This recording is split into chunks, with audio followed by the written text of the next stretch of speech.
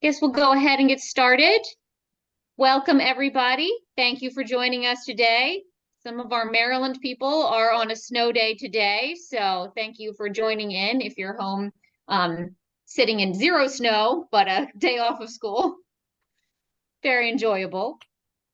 We have with us today Dane Colbert and Meredith Tucker, our two presenters. And I will let them further introduce themselves to you all. And we're gonna have a nice discussion today about some behavior for deaf and hard of hearing children. So I will turn it over to you guys.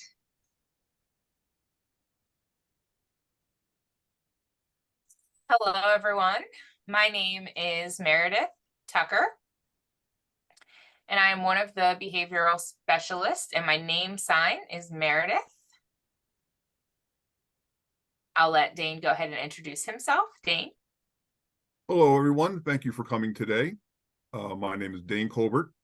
I am one of the behavior specialists of the behavior team who work at the Maryland School for the Deaf's Columbia campus.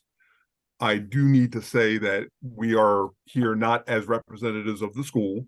We're here as behavior people based on our, excuse me, our education, our training, and our backgrounds in working with kids with challenging behaviors.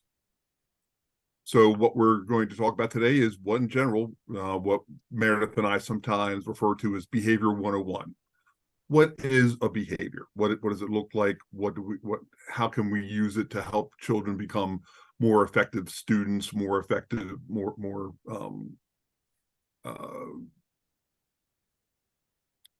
just have better lives in general. So Meredith, if you'd hit the next slide, please.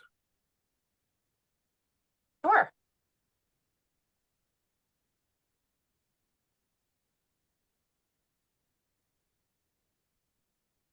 And Meredith, you could take it away. Okay, so here's our agenda for today. This is what we're going to talk about throughout our time together.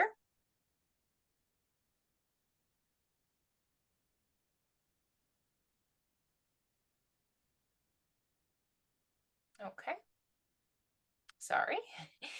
It's been a long time since I've used Zoom, so thanks for having some patience and grace here today. So, what is a behavior? A lot of us often wonder that exact question. And on the slide, you see our definition of a behavior. It's any action, activity, or process that can be observed or measured. So it's something that we can see without opinion. We see it happening, or something that could also be measured. Often it is a response to stimuli. It could be internal, external, or even both. Anything you wanted to add there, Dane? Again, the key in terms of when we do assess a behavior in a student is that we'll often sometimes get things where, all right, they're off, or they're doing some sort of behavior that the staff who are asking us that question put in some very unclear terms. So one of our jobs, one of the things we like to do with our staff is to say, okay, tell me what it looks like. What does it look like? When does it happen?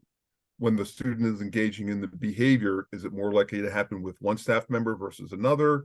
We begin to do a little bit of analysis, but we always try to make it clear that it's not, the one that I always love the most is, oh, they're off today. They're off to the races. They're off, off having fun. They're off having what? Off doesn't tell us anything. So we oftentimes have to take the time to go ahead and clarify. Okay, it's got to be something that we can see, we can measure, and that the student can then, engage in it again and again. Replication is another component in terms of when we look at, start to do behavior analysis.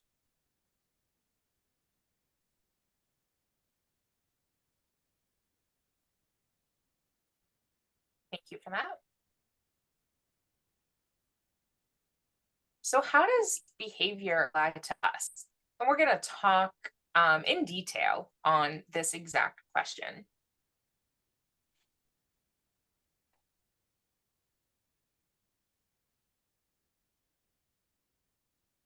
Okay. Would you like me to go ahead and begin?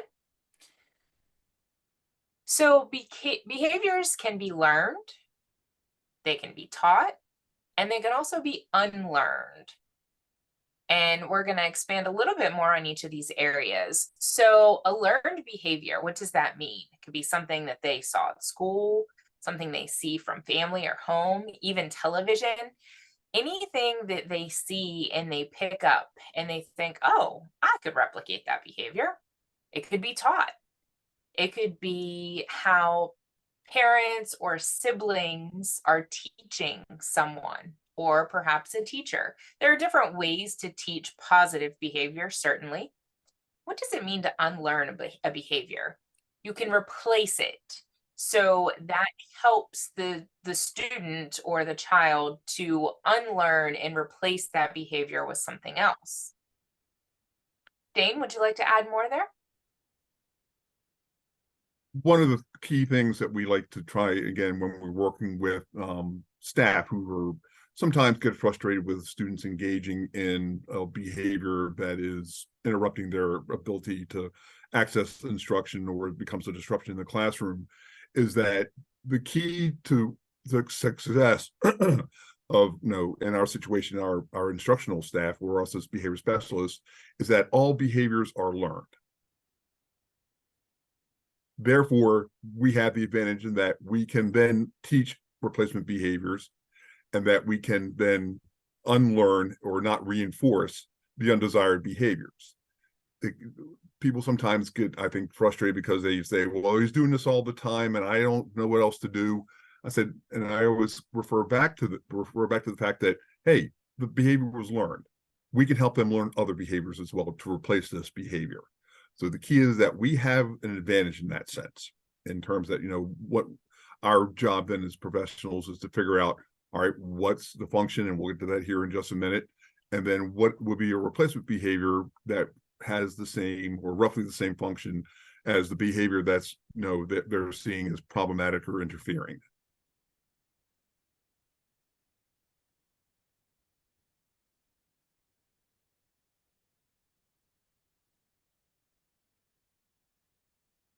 So how behavior is learned? Behavior is learned through a process called reinforcement. And reinforcement can be controlled by adults, could be teachers, parents, etc. And the goal is to increase or decrease the likelihood of that behavior happening again. So that reinforcement could be used to encourage positive behavior, or reinforcement could be used to replace behavior. Trying to think of perhaps a different example here. So I'm a mother of 3, and each of my kids have different motivators. My eldest is motivated by sports. My middle is motivated by gaming. And my youngest is difficult to determine what their motivation is. But I have found that monetary motivations are very helpful. For example, they don't like to clean. So I thought, goodness, how could I reinforce this behavior and get you excited? And earning money was that exact reinforcement. So earning money for chores. So, I told my youngest, if you want to earn some money, you're going to do some chores. And there's the reinforcement. Sometimes it could be candy, food, any other edible. It could be a token, could be a sticker. There's a wide variety of things, and you want to consider what works for that specific child. Toys could be another. My middle son loves to earn Legos. That's his motivation, along with gaming. And so it's good for us to know what motivates children, so that we can encourage them to demonstrate positive behaviors, such as finishing your homework, doing the chores, and then understanding that there's a reinforcement to come. Dane? One of the elements about a reinforcer that Meredith touched on, I think is very critical, is that reinforcers are specific to what is reinforcing to you may not be reinforcing to me. The other thing I like to point out to people is that reinforcers do not need to be tangible things. We talk about using stickers or stamps or earning access to an object, Legos, that sort of thing. I also encourage people to think about activity reinforcers. Before I came to Maryland School for the Deaf, I worked at a school called Chimes in Baltimore, Maryland, where I worked, again, pretty much in the position that I work now.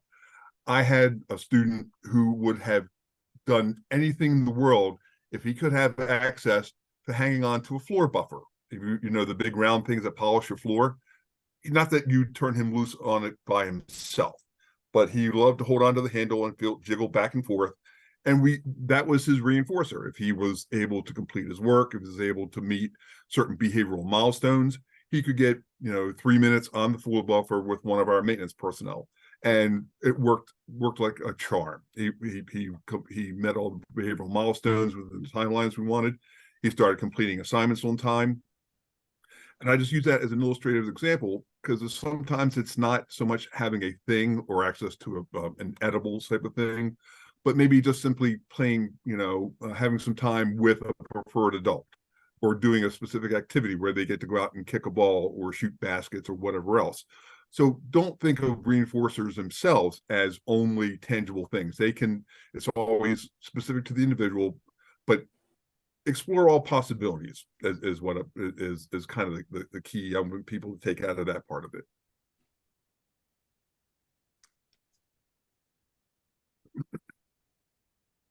I'd like to add just one more thing there. I want to make sure that everyone knows that this doesn't only apply to children. This can apply to us as adults as well.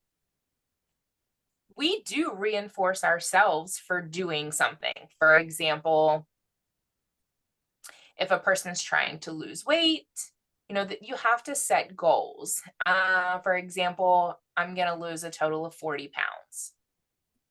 And you might divide that weight loss by weeks. And then when you meet your goal of 40 pounds, you might reinforce yourself with new clothes or a trip to the beach. So that same concept applies. And as Dane mentioned, reinforcers are not one size fits all. It depends on what motivates a person and also what their goals are.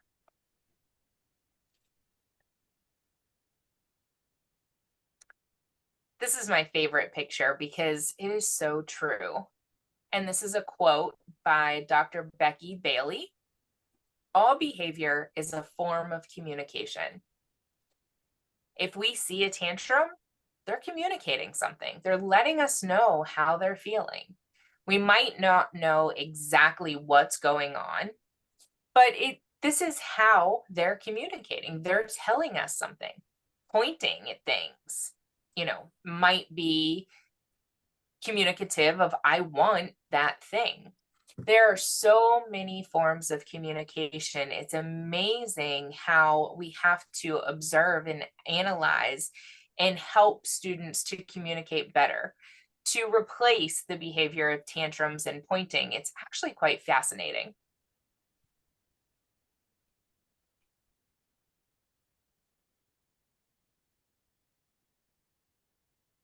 So let's talk about the 4 functions of behavior for a bit. Access, escape, attention, and sensory. Okay, so first let's concentrate on access. So this is those who want access to something, either a tangible thing or an activity. Okay, that's what we're referring to as access. Escape is a means to avoid an activity, a person, or an experience. It's something that they're not interested in. Could be an aversive experience, just anything that makes them enter this act of avoidance. Attention. So The intent here is to recruit attention from other people. You know, maybe someone's running and, you know, they're saying, are they looking? Are they looking? Are they watching? So they're getting the attention. Sensory varies based on individual. How could I explain sensory? So something to satisfy their sensory stimulation. Maybe it's the tapping of a leg to maintain a calm balance. Perhaps it's a soothing behavior. Dane? Sometimes I get comments from people, it's like, there cannot be possibly only 4 possible functions to behaviors. And the exercise I then do with them is say, all right, give me a behavior. And then I plug it into one of the 4 functions of the behaviors, just to show them that we don't need to have 15 different possible functions for behaviors. We don't need to overly complicate the analysis component of doing this. Because once we begin to teach people, you know, how to take a look at behaviors from a more clinical perspective in terms of doing it in a sequential, logical manner, it begins to make more sense to folks. And I always encourage people. We do some work with our parents who have students at the school on occasions in their homes, and this is one of the things that Meredith or I or the other behavior specialists that we have at the school will work with parents to say, hey, there's only 4 possible functions. Let's figure out which one it is. The other thing that I will point out is that a behavior can have more than a single function. And that sometimes that function will vary on day to day and even situation to situation. One day it's for attention, but then the next day the behavior is to escape, avoid something. So it's not unusual to have more than one function for a behavior, depending on situation and circumstance. And that can change literally situation to situation at times. And we have what we'll try to do is figure out what is the primary function, and then what we would consider a secondary function, and then if there's a tertiary, a third function to it as well. And some behaviors hit all 4. And those tend to be challenging because then you're trying to cover a whole lot of bases, and then you have to figure out situationally, look at antecedents. We'll talk about antecedents here in just a minute. But the functions, again, can be more than one. And that's one thing, a key I want folks to take away from this, is that there's typically a primary function, but it can also have more than one function. And that can then also complicate, or not complicate, but make more challenging coming up with successful strategies.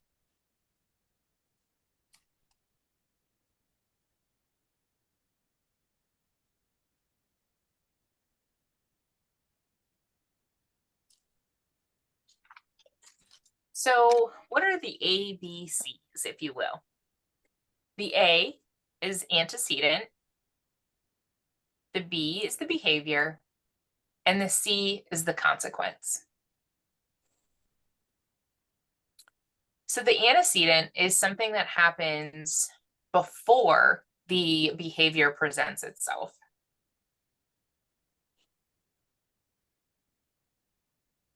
When we identify the antecedent, it can help us determine the function of the behavior. You know, what happened to cause this? And it can also help us in stopping the behavior or prevent escalation of the behavior. So A is what happens before.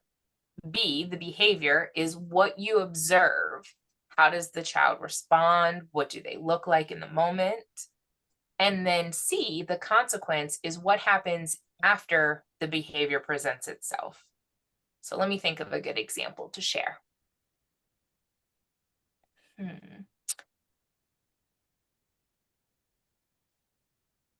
So if a group is playing a game, and there's a line because we're playing kickball, for example. The ball is kicked and it was caught. So that player is out, and they storm off, they go into a room and they're slamming a door. The antecedent is the kick, they lost in their mind, right? They didn't make it to first base because they were out. The behavior is that they were upset, and the consequence is that they no longer want to participate with the group in the kickball game. And the consequence is also the loss. I'm struggling to think of another generalized example. It really depends on the situation. Perhaps you've got one to share, Dane? Couple of elements we'll talk about antecedents. When we say that it occurs prior to behavior, it doesn't mean necessarily immediately prior to the behavior. Example, you had an argument with a coworker at work. You come home and then immediately begin yelling and screaming at your kids or your significant other or whatever else. The antecedent wasn't that you're just yelling at them. The antecedent was that you had this argument, you became upset or angered from an incident that happened totally outside of your house. So an antecedent doesn't necessarily have to be immediately before. Most times it is, and as Meredith pointed out in the kickball example. The consequence is, when we look at the consequence is what maintains the behavior. What are they getting out of doing this? If it, and then that kind of circles back to the function thing. Is it escaping, avoiding? Is it recruiting attention? Is it getting access to something they want? Or is it sensory stimulation? So the consequence, when we take a look at that, we take a look at it from the perspective of what is maintaining that behavior.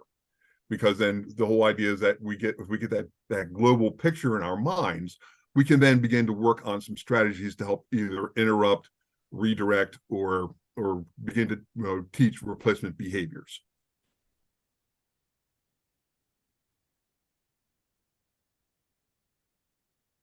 So I just thought of a better example that I could share with the group. As a mother, speaking from experience, I went shopping with my daughter, who at the time was 2. And I will never, ever forget this day. Oh, goodness. So keep in mind, as a deaf mother, all my children are hearing. And at the time, as I mentioned, my daughter was 2. We came into the store and I had a list. There were some items that I needed to buy from my list.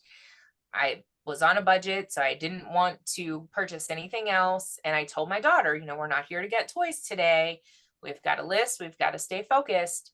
And she spotted a specific toy. Maybe it was like a Dora doll. I'm not sure. But she got excited and I said, we'll get that later. And when we left, she started screaming. I mean, just shrieking. And, everyone's staring at me and I'm thinking, oh my goodness, I am so embarrassed. She continues to scream and, I'm explaining, we'll get it later. Today is not the day. She continues to scream and I'm thinking, oh my gosh, I am so embarrassed. So I dropped all of the things, took her out of the cart, and we went home. That was the consequence. So her behavior was not okay. It was not acceptable. Therefore, we left and we went home. She didn't do it again after that. She learned from that experience. And I, of course, was a young mom at the time. But, having all eyes on me, I was thinking, oh my goodness, these people are hearing my daughter scream. I felt apologetic and we simply left the store. Okay, I'll turn it over to you, Dane, for this slide. So then how do we address a challenging behavior? Recognize that they're engaging in what we view as an undesired behavior has a function for that person. They are getting something out of engaging in that behavior. The key that I try to stress to people when we're working with them, if you reinforce the undesired behavior that satisfies their function, it increases the likelihood of them repeating the behavior you don't want them to engage in. Sometimes children will get into arguments or begin to argue with an adult because that's the way that they are, in their minds, they're recruiting attention. If the adult then begins to engage them by addressing them or talking to them or explaining to them, recognizing that you may end up increasing the likelihood of them continuing to want to argue, because in their world, that's the way they recruit attention. Oftentimes, and we'll touch on this again here in just a bit, is that particularly kids who are still developing effective expressive language will engage in inappropriate behaviors because they don't know how to ask for a hug. They don't know how to, in the deaf community, it's common to tap for attention or wave your hand for attention to others.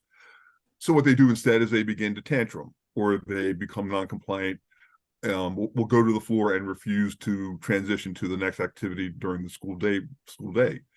Adults then come over, what's going on? How are you doing?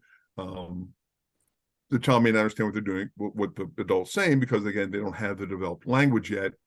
But what the adults, with all the best intent in the world to try and help this child, move on to the next thing during the school day, actually end up reinforcing the non-compliant behaviors. What we encourage people to do to address or reduce the undesired behaviors: figure out the function by taking a look at what is maintained, and then what we're very big on at the school is teach and reinforce a desired replacement behavior. The key to a replacement behavior, that it has the same or nearly the same purpose or function as the undesired behavior for that person as a replacement behavior. As I just mentioned, what we'll do sometimes with particularly younger students who maybe don't have language yet, if they're engaging in non-compliance or they're screaming to get attention, we won't address the screaming. We won't address the tantrum behavior. We'll simply walk over, stand next to the child, and we'll tap ourselves as a prompt. And then what we'll do, if the child doesn't initiate tapping us, we'll then gently kind of guide their hands to tap us, provide immediate reinforcement. Hey, you tapped me, I'm proud of you, yay, good job. Over time, with enough repetitions, and we can also teach that in what we call a structured training situation. Doing that, we've had really good success over the years in teaching a number of our kids, who are language challenged or have other challenging behaviors, to teach these replacement behaviors. And Meredith actually is one of our shining examples of that. When she first came to the school, she was an aide to a student with autism who engaged in loving to climb on furniture. And then had, of course, people were getting concerned because he was staying on top of cabinets and desks and whatever else. What we found out over time is that the function of the behavior actually was dual function: recruit, maintain attention, and for sensory stimulation. Oftentimes, students who are on the spectrum like to have deep pressure. So what happens is that he would purposely climb on top of cabinets and desks and whatever, so the adults would grab him, lift him off to make sure he's safe, obviously, and put him back onto the ground. What that did inadvertently was provide that deep pressure, so sensory stimulation. So what we did is we taught replacement behaviors, and Meredith was wonderful about doing this with this young man, is that when he was doing what we wanted him to do, we would provide sensory stimulation. We would squeeze his hands, squeeze his forearms, squeeze his arms, squeeze his shoulders. Again, it's not a quick fix, but over time, we were very successful at reducing his climbing on furniture. Meredith, right? I mean, do you remember that? Oh, yes. He kept me on my toes all the time. Yes, he certainly kept me busy. But we did see his behaviors improve over time, as you mentioned, with a plan. And we focused on replacement behaviors, and we taught him how to sign instead of climbing, to understand what he wanted. And, he started to point, and we would match what he wanted. And then we would model and say, oh, this is a doll. Therefore, he would learn the sign doll. And, so we kind of matched his skills, and he had language acquisition as a result. He did have some challenges over time as he got older. When he was older, his behaviors tended to evolve as his interest became different. For example, pre-COVID, he was great. He was making such progress, And then with the onset of the pandemic and quarantine, it was difficult because his parents were home all the day, during the day. He was not in the school structure. His environment was very different. So we had to do virtual meetings with the parents to help them step by step also concentrate on replacement behaviors. I'll never forget this experience. It happened to be my time to work with him, and I was on a virtual call, and mom thought, oh, he'll be okay sitting there working with Dane and I. And, we thought, okay, we'll see how he responds. Mom walked away, and she left the kitchen area where the child was sitting. The child watched mom walk away, and behind him was the refrigerator. So he opened the refrigerator.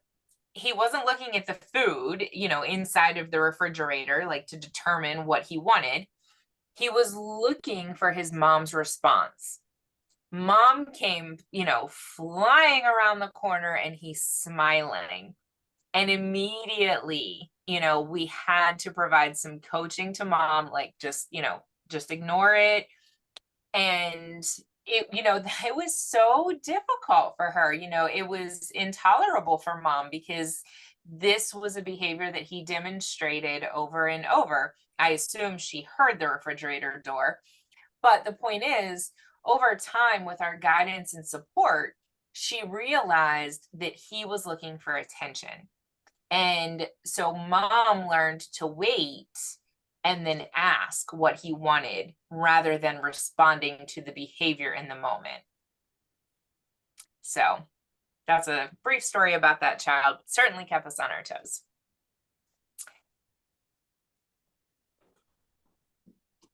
So related to the same example, prior to coming into school, this young man had no language, not a sign, simply nothing. There was just no communication. His language was significantly delayed, and that did have an impact on his behavior. He wanted to communicate with his family,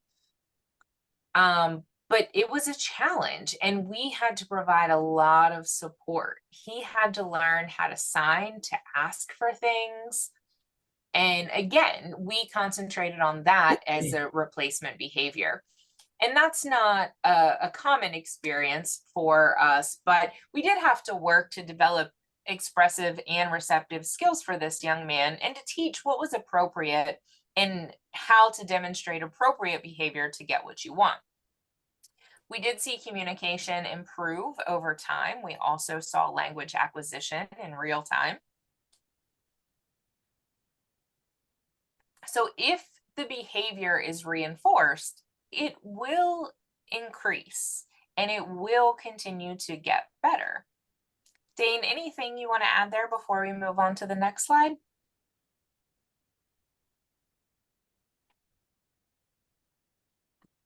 It's always been fascinating to me over time how not only just here at the School for the Deaf, but at my other schools, where kids will become incredibly inventive in coming up with behaviors in order to meet their needs, their perceived needs.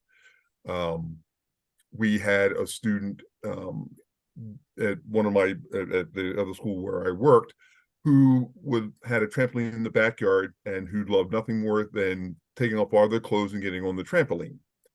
The neighbors, however, saw this as probably fairly inappropriate behavior until we helped the parents recognize that, okay, there's a function to this behavior. And for this particular student, it was one, the student enjoyed the attention of the neighbors coming out and screaming and fussing and flapping their arms and whatever else. We also found that there was also a sensory stimulation component. She just liked feeling her body bouncing up and down and feeling the air, touching on her skin. What I was trying to emphasize, particularly when we talk with some of our parents, is they're not doing it just to get on your last nerve. They're not doing it just to be a pain in the neck. They're doing this for a reason. There's a function to this behavior. What we have to do as as the adults, as parents, as professionals, is figure out, okay, what's the function, and let's help them, help teach them the replacement behavior that will provide that function to them without engaging in the inappropriate behaviors.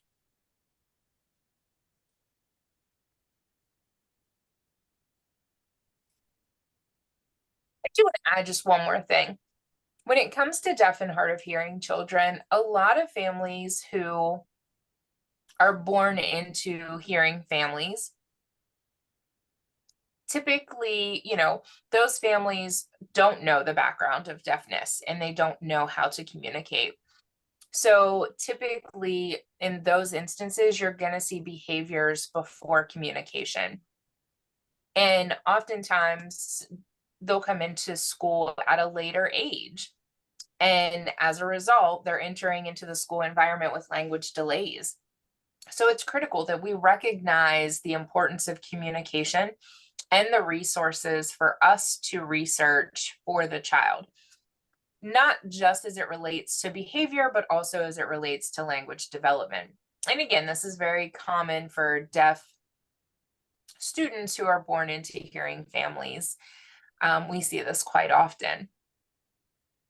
And I am actually one of those people. I was born into a hearing family. My parents didn't know what to do. And of course, medical perspectives can be different. There are different technologies and aids that depend on the individual's choices. But my parents were very naive. They didn't know what to do. And they happened to meet a deaf couple. And they said, well, why don't you go to the University of Georgia for ASL classes? And sure enough, my parents learned ASL when I was about 10 months old, which was great for me. But it was a challenge for my family to accept my deafness, to accept that I was not able to speak in order to communicate with them. But they were willing to adapt to a communication mechanism that benefit all of us. And that did help me as a child. So I just think that that's key to keep in the back of your mind. So we're going to share a few examples of undesired behavior and what the function might be. We're going to talk about how we could replace the behavior. And Dane, this is your favorite part, so I'll let you begin. We broke this particular slide down into 4 sections. What is the undesired behavior, possible functions, potential replacement behaviors, and potential management strategies. Replacement behaviors tend to be more of a long-term solution, but oftentimes people are in a situation where they need an immediate, how do I handle this right now, sort of strategies.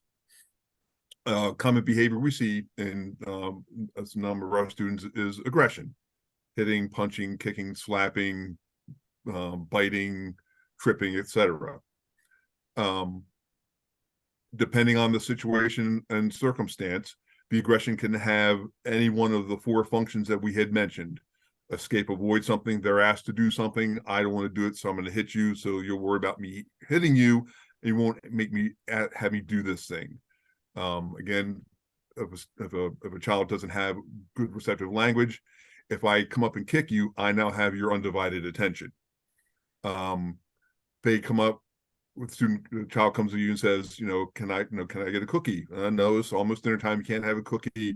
I want a cookie, and then pushes you. Sensory stimulation could be possibly they enjoy a parent or an adult physically managing them. Again, as I pointed out, the young one, the one student we had who liked to climb furniture, engaged in doing so for the sensory stimulation. Sometimes adults or parents will appropriately grab a child by the forearm just to interrupt the behavior, or kind of hold them by the shoulders to make sure they're not doing that. That's something we would possibly take a look at as a sensory stimulation function. The replacement behaviors, the big one we always like to do, particularly with our kids at the School for the Deaf, is we teach them appropriate ways to ask for attention. And particularly if we know the function is to try and recruit and maintain attention, ask for a hug. We can teach them how to ask for a hug. We come up and have them tap for attention, and we provide immediate social reinforcement. Social praise and recognition for doing what you want them to do. The phrase that we use oftentimes as a school is catch them being good early and often. Is that we find that to be a very effective strategy. But again, recognizing that oftentimes will be more of a long-term solution. Positive reinforcement system. We talked about reinforcers a little bit in one of the earlier slides. Positive reinforcement can also take different forms. Like I said, social praise and recognition. Positive reinforcement can also be nonverbal. High fives, fist bumps, elbow bumps, those sort of things are nonverbal positive reinforcements for when they're engaging in behaviors you want them to engage in, and want them to repeat those behaviors. Possible management strategies. Obviously, we always monitor for safety. If we make sure that the child is safe, the people in the environment are safe. It's okay to take a step backwards and get space between you and someone who's being aggressive. That's perfectly acceptable, particularly if their function is they want to have you go away and leave them alone. Stepping back is getting what they want and is likely to have them stop engaging in that behavior. Another strategy we always recommend and we've had good success with is what we call extinction. Extinction is the process of ignoring or not attending to the behavior, but never ignoring the child. We don't respond to the behavior. We don't react. We don't correct. We don't say, I don't like that. That way we can manage or we can account for them possibly doing that to recruit attention. We simply don't address it. But then we also couple what we call extinction with spaced prompts, where we will say, the student is, pushing because they want to get attention, and we don't attend to it. We will simply ask, are you ready? When they indicate that they're ready, then we say, okay, can you go ahead and put your hands down at your side and tell me what's wrong, or engage them in another way that would be appropriate. The other thing you can always do is manage the environment for safety. We said monitor for safety, but you can also manage the environment. It's okay particularly if we'll have students who will engage in throwing objects at other people. We simply then remove the objects. If you don't have anything to throw, you can't throw anything. That is one example of managing the environment. Meredith?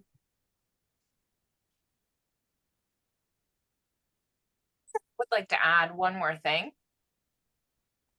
Before I became a behavioral specialist, I was an aider and assistance, in enhanced services. So I worked very closely with students who had severe autism and were on the spectrum. And at first, I came into the environment as a person with a mother's perspective. Okay, that was my mindset. And I had to learn to step back and think about what Dane has explained about the functions of behavior and to get strategic. And it was difficult for me. I was like, wait a minute, this isn't appropriate behavior. And Dane was like, but you have to think about these things. And the more involved I became in my work, the more I understood how to read behavior, determine the function of behavior, apply strategies, and offer replacement behaviors. And it was then that I realized that this is applicable to home, school, even the community. And I've got a short story. I'm sure Dane will appreciate this. I was working at a school and I was responsible for cleanup after nap time. So I told my student, it's time to wake up. You've got to go to the bathroom. They nodded. I started cleaning up, minding my own business, just cleaning away. Sure enough, that student, I didn't see them, came up behind me and bit me on my butt. And I screamed. So I had to remember Dane saying, don't react. So I had to have just a straight face. And I thought, oh my gosh, this kid just bit me. But I had to remember the communication. And so straight faced, I was like, yep, it's time to go to the bathroom, and give them a high five for going to the bathroom independently, washing their hands, etc. But this child wanted my attention. Turns out they were successfully independent in this behavior, but it's amazing to see how kids learn to communicate inappropriately and unlearn that inappropriate behavior when it's replaced with appropriate behavior. So that story is certainly funny today. It wasn't at the time, but I'm glad I can look back and laugh. Okay, so this is for eloping. And so this is undesired behavior. Perhaps it's unsafe. Perhaps it's leaving a classroom. There's a lot of different aspects of elopement. It doesn't mean necessarily that someone's going outside of a building. It could just be, leaving a classroom, for example. Could be going off to the bathroom without raising your hand and getting permission. Just depends on, the current context. It could be, escape or avoidance of something. It could be the recruiting or maintaining of attention, gaining access. Also sensory stimulation, as we've talked about, again, depends on the content and what is happening at the time. I know of one experience that I had with one student who could not tolerate reading. Now, keep in mind, this student had no background of school, structure, and environment leading up to this, and they would typically leave, their seat. They just did not want to engage. And I had to determine, what's the function of this behavior? Come to find out, the student didn't understand the content. So I had to determine what level of work was a good fit for this student so that they could complete it. And then we could incorporate replacement behavior and strategies with the teacher. And the teacher could offer controlled choice. So they could have the same content, but perhaps at an easier reading level, and then reinforce that behavior. Oh, you've made a choice. You finished the work. Great job. Hang it on the bulletin board. And then that student is going to continue to demonstrate that behavior. And they're going to be willing to try different tasks and hopefully eventually more challenging. This could also apply to parents in home situations. It's important to have a plan. You've got something to focus on for the target behavior. You've got to think about what the function could be, and then consider the replacement behavior and what strategy you're willing to employ. And then lastly, how are you going to reinforce that?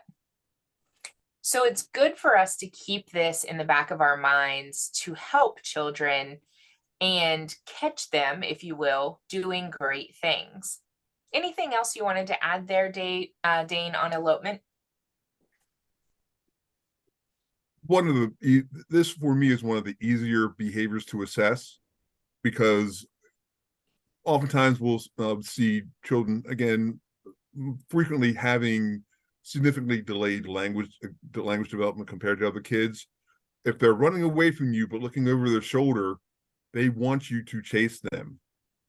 They want your attention. This is how they likely get attention outside of our situation in school. If I'm running away and looking over my shoulder, chase me. That's how I get you to interact with me. And I really just love when that happens, and people going, why does he keep looking back? Because he wants you to chase him, because he wants your attention. He's screaming what he's telegraphing what he wants. In our situation, obviously, we're on a campus where we have motor traffic, we have buses, etc. So the first thing we always encourage people to do is manage for safety. If a child is running toward a road, we need to intervene. But when you intervene, you don't need to address them. And people often feel the need to say, hey, that's not safe. You could hurt yourself, which then inadvertently, again, provides reinforcement. What we recommend is you intervene, guide them back to a place that's safe, get them back into where they're supposed to be during the school day. And as soon as they are actively engaged in doing what you want them to do, provide that social praise. So then you reduce the need for them to, hopefully over time, reduce the need for them to engage in elopement, and that teaching that, okay, if I'm sitting down and paying attention, they're giving me pats on the shoulder and high fives, and I like that, so I'm going to keep sitting here, or I increase the likelihood of them wanting to sit there.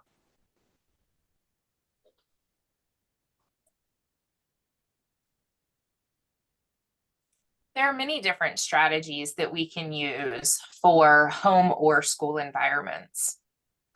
A lot of kids do well with social skills and stories.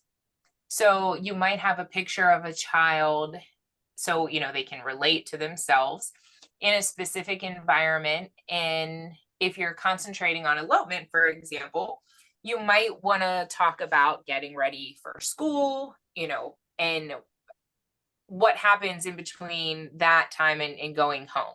If you walk to the bus, you're going to see your parents, just kind of outline the expectations for the child, ensuring that it's age appropriate and contributing to the success in reducing the elopement behavior, especially when it comes to transitioning to buses, for example. There's just so many ways that we can work to decrease that behavior. And I just want you to know that you're not limited to one strategy. There are so many different strategies depending on the situation.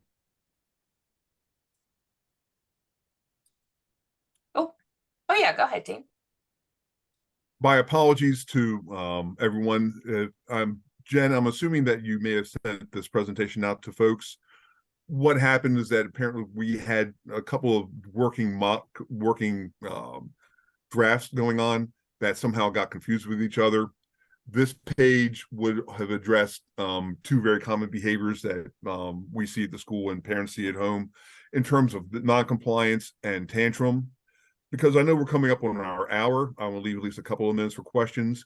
What I'll do, Jen, is tomorrow is we'll resend this presentation, both the additional page that addresses strategies, possible functions, and replacement behaviors for non-compliance and tantrum behaviors. So again, my apologies for repeating this, and we will make sure we get you the information as quickly as we can. This is Jen. So I have not sent anything out to participants yet, but we will send it out after the fact if you guys are okay with us sending it out. So I will send out the updated version once you share it with me. Absolutely, all good. That's beautiful, Jen. Perfect, thank you. Okay, we'll go to the next slide. And we're ready for questions. Do we have any? I'll go ahead and stop sharing so that I can see everyone, if that's okay, Jen. Yes, and real quick, this is Jen. I am putting in the chat box the link to an evaluation. If everybody could please take a quick moment right after and complete that for us, we would very much appreciate it. It will also be sent in an email with the slides in a day or two in case you're not able to access it by the Zoom.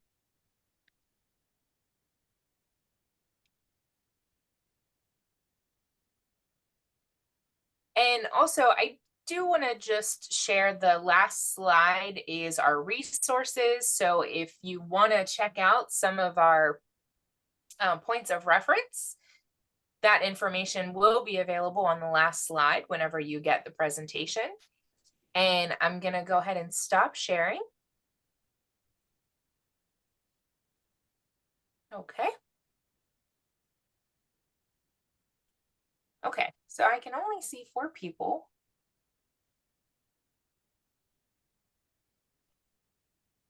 Okay. All right, I think I'm good now. Any questions?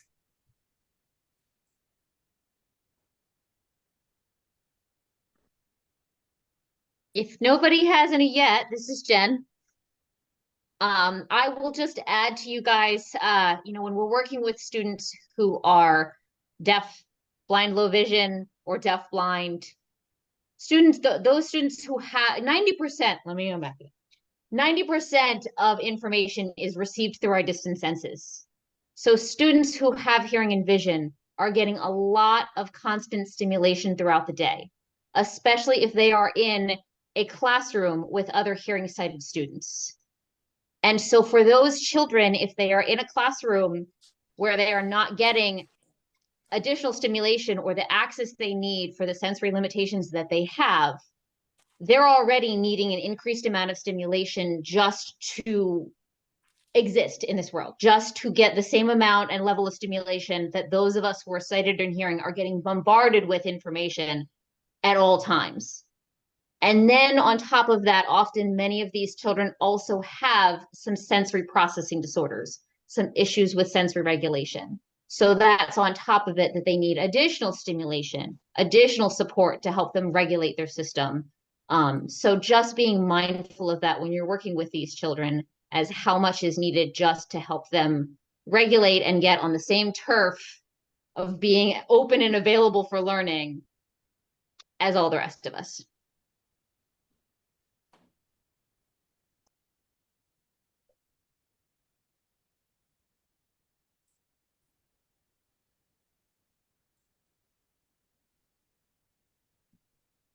Jane, are you first? Oh, there you are. Okay.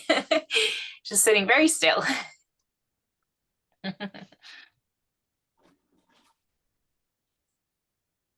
Okay, again, if people don't have immediate questions, that's not unusual. We throw out a fair bit of information during the presentation.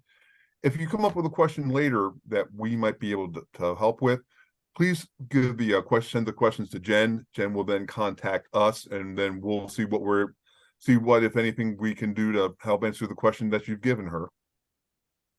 Jen, you okay with that? Perfect.